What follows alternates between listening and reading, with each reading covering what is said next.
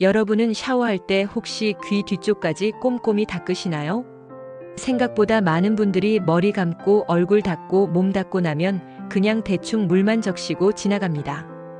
그런데요, 귀 뒤를 제대로 닦지 않는 습관은 상상 이상으로 심각한 문제를 만들 수 있습니다.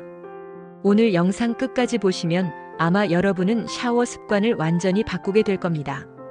자, 한번 상상해 보세요. 분명 아침에 샤워를 했는데 오후쯤 되면 은근히 불쾌한 냄새가 올라옵니다. 겨드랑이 냄새일까요? 발냄새일까요? 의외로 많은 경우 그 냄새의 진짜 근원지는 바로 귀 뒤쪽입니다. 충격적이지만 사실입니다. 그런데 왜 하필 귀 뒤쪽일까요? 겨드랑이는 누구나 신경 써서 닦는데 귀 뒤는 그냥 물만 흘려보내면 되지 않을까요? 아닙니다. 절대 그렇지 않습니다. 피부과 의사들이 공통적으로 강조하는 부위 중 하나가 바로 귀 뒤입니다. 귀 뒤는 눈에 잘 보이지 않습니다. 그러다 보니 자연스럽게 관리해서 소홀해지죠. 하지만 그곳은 피부학적으로 보면 세균이 번식하기 최적의 조건을 갖춘 곳입니다. 왜냐하면 피지샘과 땀샘이 집중적으로 모여 있기 때문입니다. 여러분, 귀 뒤쪽을 손으로 한번 만져보세요. 생각보다 자주 끈적거리거나 미끌거리는 느낌이 나실 겁니다. 그게 바로 피지와 땀의 흔적입니다. 시간이 지나면 산화되면서 냄새를 발생시키고 세균 번식의 토양이 됩니다. 자, 여기서 질문 하나 드릴게요. 귀 뒤에서 나는 냄새, 단순히 불쾌한 냄새로 끝날까요? 아니면 건강을 해치는 더 큰 문제로 이어질까요? 많은 분들이 그냥 불편한 냄새 정도로만 생각하지만 실제로는 그렇지 않습니다. 귀 뒤는 세균이 모여들기 가장 좋은 곳 중 하나입니다. 머리카락에 가려져 있고 마스크 끈이나 안경 다리가 늘 닿아 있습니다. 통풍도 잘 되지 않습니다. 이렇게 습하고 밀폐된 환경에서는 세균과 곰팡이가 급속도로 번식합니다. 실제로 피부과 진료실에는 귀 뒤쪽 습진, 곰팡이 감염, 피지낭종으로 찾아오는 환자들이 적지 않습니다. 겉으로는 단순한 발진 같지만 원인을 추적해보면 관리 부족이 대부분입니다. 그렇다면 여러분, 귀 뒤를 어떻게 관리하고 계신가요? 혹시 샴푸 거품이 흘러내리니까 그냥 씻겼겠지 하고 지나가시지는 않나요? 그렇게 하면 절대 안 됩니다. 왜냐하면 샴푸 거품은 두피를 세정하는 데 초점이 맞춰져 있습니다. 피부 표면에 남은 피지, 땀, 노폐물을 완전히 제거하기에는 부족합니다.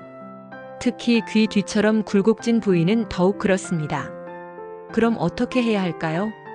우선 귀 뒤를 닦지 않았을 때 생길 수 있는 문제들을 좀 더 구체적으로 살펴보겠습니다. 첫 번째, 악취입니다. 피지 성분 중에는 스쿠알렌과 트리글리세리드가 있습니다. 이 물질들이 공기와 만나 산화되면 알데하이드, 케톨류로 변합니다.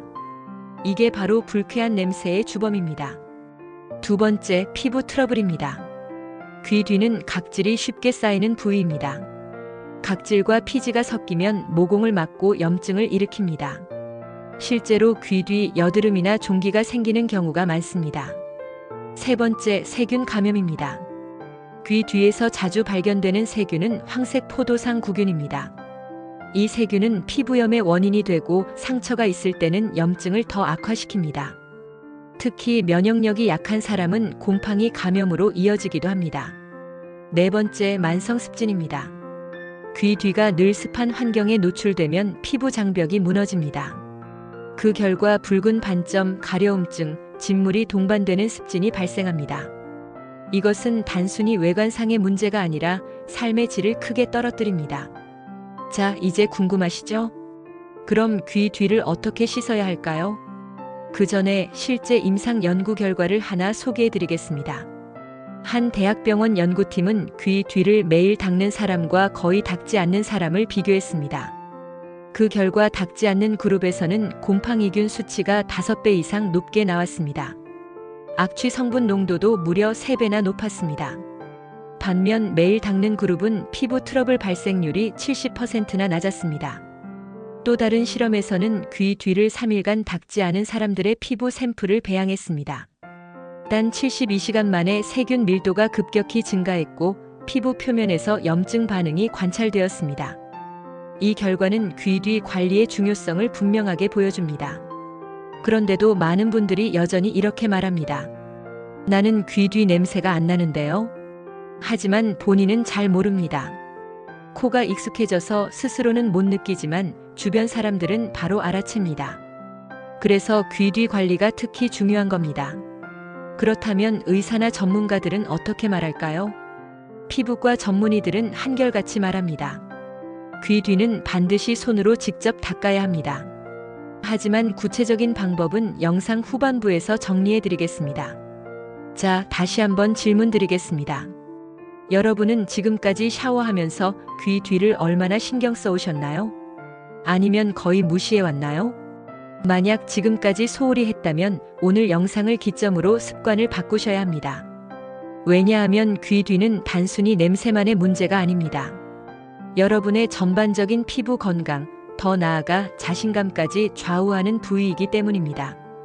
작은 습관 하나가 큰 차이를 만듭니다. 여기서 또 하나 흥미로운 사실을 말씀드릴게요. 귀 뒤에서 나는 냄새 성분을 분석해보면 겨드랑이 냄새 성분과 놀랍게도 유사합니다. 차이는 분비량의 크기일 뿐 화학적 조성은 상당히 비슷합니다. 즉, 귀 뒤를 닦지 않으면 겨드랑이 냄새처럼 강한 악취가 발생할 수 있다는 거죠. 이쯤 되면 궁금증이 더 커지실 겁니다. 그럼 대체 어떻게 씻어야 가장 올바른 방법일까요? 먼저 세정제를 고를 때 주의해야 할 점이 있습니다. 일반적으로 강한 세정제는 피부 장벽을 손상시킬 수 있습니다. 그래서 전문가들은 순한 비누나 약산성 클렌저를 권장합니다. 하지만 이것도 영상 마지막에서 구체적으로 말씀드릴게요. 또 하나 닦는 방법만큼 중요한 게 있습니다. 바로 헹구는 방법입니다. 헹굼이 충분하지 않으면 오히려 세정제 잔여물이 피부 트러블을 일으킬 수 있습니다. 따라서 세정 후 헹굼은 필수입니다. 이 부분 역시 정석관리법에서 상세히 다루겠습니다. 이제 결론에 다다랐습니다. 드디어 귀 뒤를 닦는 정석관리법을 알려드리겠습니다. 첫째, 샤워할 때 귀 뒤를 반드시 손가락으로 직접 닦아야 합니다. 머리카락에 가려진 부분까지 꼼꼼하게 거품을 충분히 내서 부드럽게 문질러 주어야 합니다. 둘째, 하루 한 번은 귀 뒤를 청결히 해야 합니다. 특히 땀이 많은 여름철 안경이나 마스크를 자주 쓰는 사람은 더 신경 써야 합니다. 셋째, 세정 후에는 물로 충분히 헹구어 잔여물이 남지 않도록 해야 합니다.